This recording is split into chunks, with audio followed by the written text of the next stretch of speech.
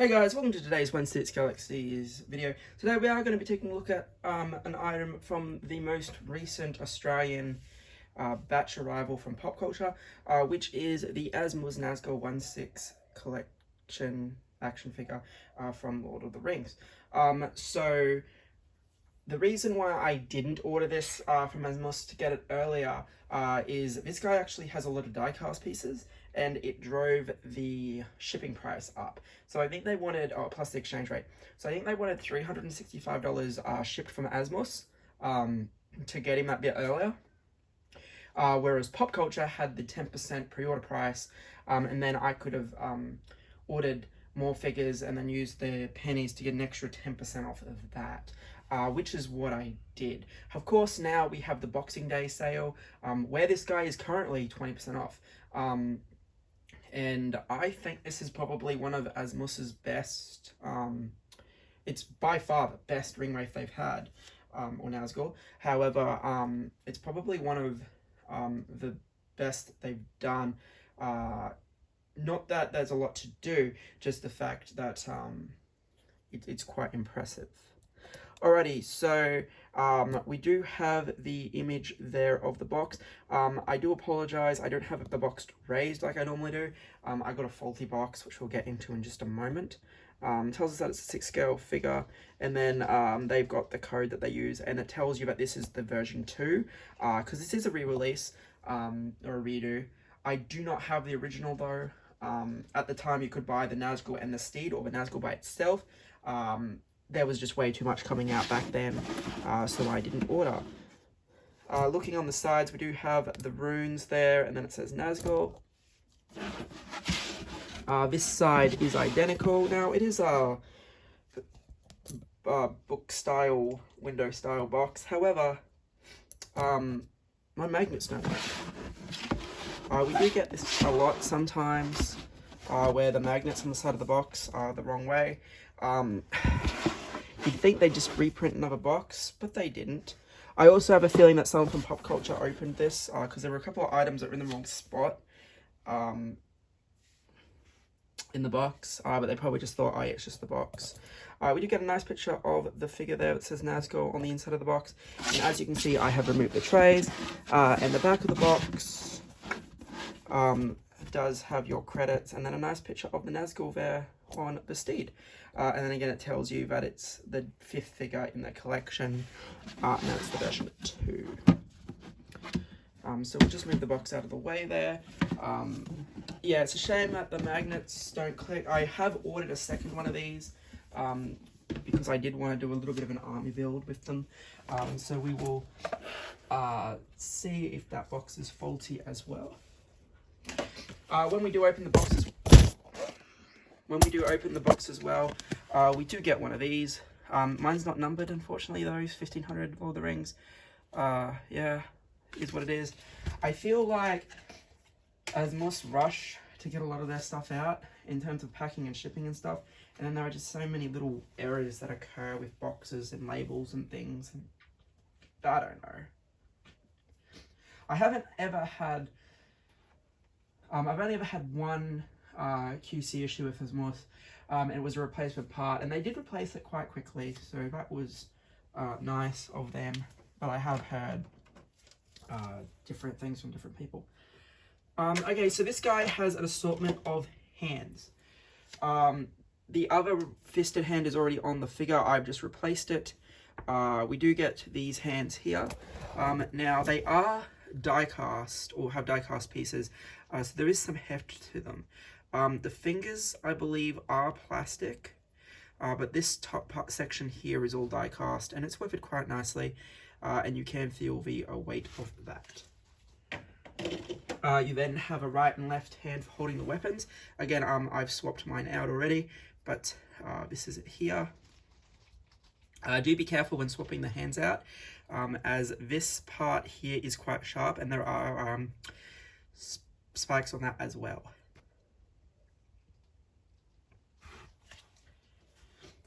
Then we kind of get these relaxed hands in the right and left as well.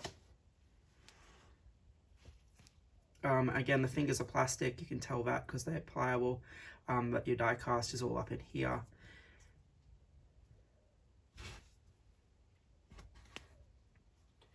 And again, there is a nice amount of detail and weathering to it. The other cool thing we get is that we do have 3 different swords with this guy. Each sword does come with a scabbard as well, and depending on which Nazgul you want this to be, you can choose between the Morgoth sword or the Witch King blade. I've currently got the figure already holding the Morgoth blade for a reason I will get to a little later on. That is the scabbard. This is the Witch King blade. You can tell the difference because it has the pummel, and then we get the symbol there as well, which just tell you that this is the Witch King's scabbard.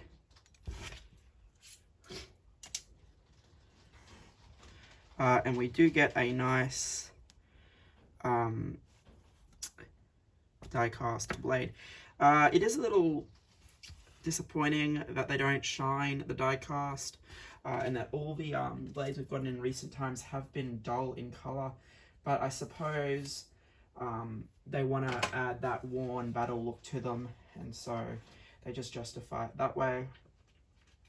It's not that big of a deal, but it would just be nice, because we do have some really nice die-cast blades like Sting and the Orcsbane and stuff like that, Goblin Slayer. So this is the Morgul blade, which is the dagger that stabs Frodo. It does have that pummel as well. And then of course we have the scabbard, which can be tied to the existing belt on the figure.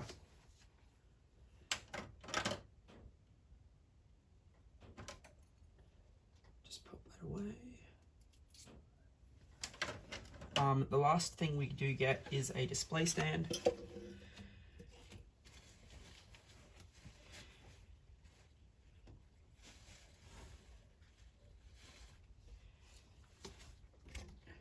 Which, Lord of the Rings, Nazgul, it's quite nice. I would hope they would keep this base for everything from now on, because this is quite a nice base.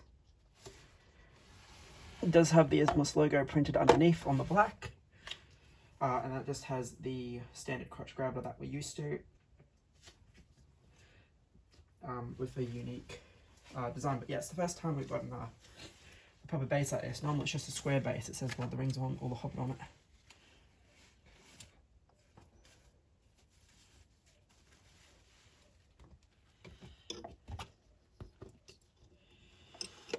All right. So, getting him to stand on the base, he's got absolutely no issues in doing that. You just want to futz around to make sure that the robe doesn't get caught on the crotch grabber or anything. And you can see that he has absolutely no issues holding up that die-cast blade,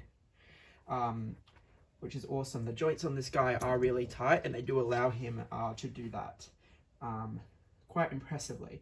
I probably wouldn't test him out on the hammer from the original Witch King, just because, from the original Witch King, just because I don't want to wreck or loosen those joints, but he can hold the die-cast blade with no issues, which is something that we haven't really seen from a couple of the older figures. The die-cast generally drops the joints down a bit, unless they're one of the more recent releases. So quite nice that he can do that. So they have definitely improved the body. As said, I haven't owned the 1.0 Nazgul. I've only got the 1.0 Witch King, but there is a huge improvement here. Now you can see that the robes are tattered and old, and there are different shades of black going around. Again, you're going to be able to futz this guy around however you want. However, one thing that is different, I suppose, is that this part here is all one piece now, for sure. It's attached to the head sculpt. Now the sculpt itself is just pliable black plastic, where I assume the robe and stuff is glued onto. But it does the job, and you really can't really see the shine of the back of the head sculpt unless you're really looking into it, which is quite nice. it does give the illusion that they are faceless. Yeah, so it's all hollowed out in there, which is fine. You can see the existing belts.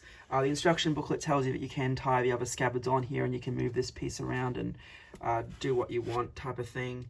I never play around with them because they are clever. They tend to snap and stuff, but you can display or do what you wish.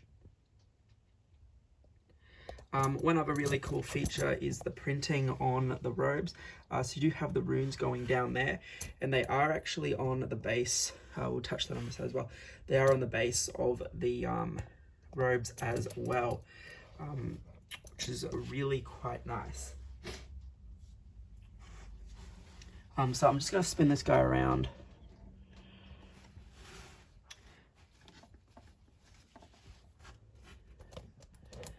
So you can see that there is like an undersuit, which is probably the only thing that really detracts from the overall look, which is covered up by the die cast quite nicely.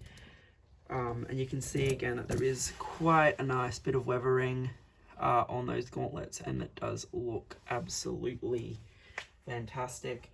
Like I said, this guy is hefty. So you are going to want him on the display stand. If you want to try and get that die cast to stand off the display stand, go ahead. But it's probably not something that I would try or recommend. Just going to see if we can. Yep, so you can see the printing on the bottom of the robe there. So that continues up in here as well. It just gets a lot fainter as you go up. And then moving this out of the way, you are going... we'll do that from the front, I think. We'll take... Yeah, you are going to have more of that die-cast armor, but we'll look at that from the front angle.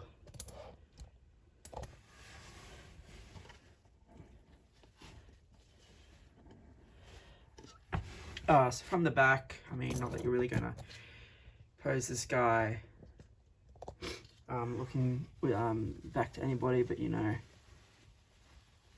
there's the die-cast armor you can see. But yeah, you are just going to want to play around with and futz with the robe.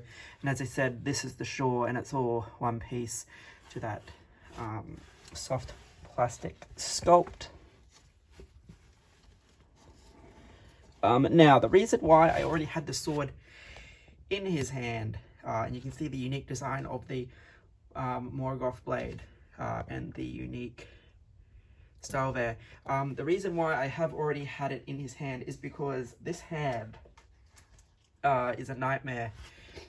Every little movement drops it. It could be because I haven't used hot water to loosen that peg in,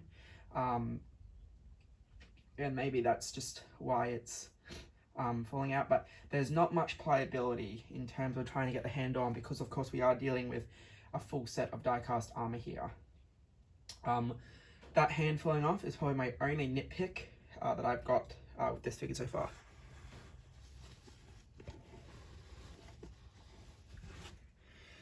And of course, going down,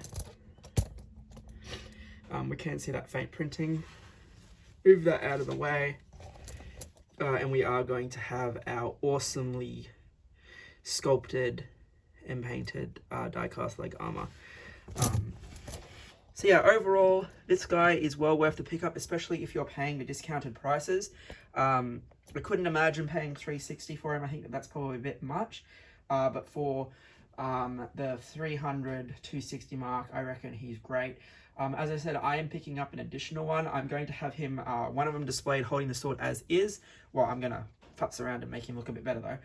But one holding the sword that's currently in his hand, and the other one holding the Morgul dagger.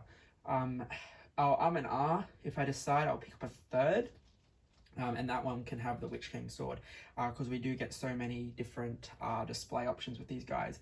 And like I said, the old Witch King kind of doesn't really hold up too much anymore, just because of how old he is. Anyway guys, thanks for checking this out. This has been a look at the Asmus Nazgul version 2.